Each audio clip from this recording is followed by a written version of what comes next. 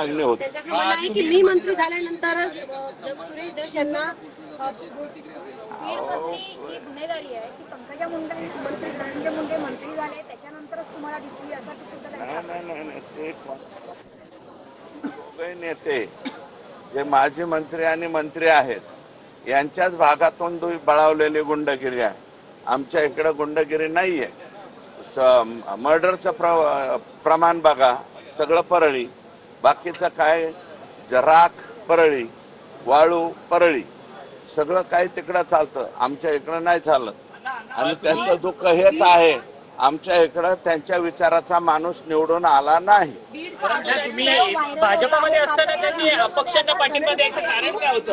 निकटवर्तीय मारहाण करतानाचा व्हिडिओ आलाय। धनंजय देशमुख यांचे ते सहकारी आहेत जे मारहाण करतात। अजून एक व्हिडिओ बीडचा समोर आला आहे मारहाण पाहिलेला नाही, तो पाहिल्याच्या नंतर त्याच्यावर प्रतिक्रिया व्यक्त अजय मुंडे म्हणतात की सह आरोपी करा म्हणून धोक्याच्या कार्यक्रमामध्ये तुम्ही म्हणाला होता की कृष्णा आंधळे प्रयागराजमध्ये आहे, मात्र सतीश भोसले देखील आता सध्याला प्रयागराजमध्येच मिळालेला आहे। ठीक आहे, तो प्रयागराजला मिळाला का अजून कुठं मिळाला त्याच्याशी ते पोलीस येऊन त्याला सांगतील।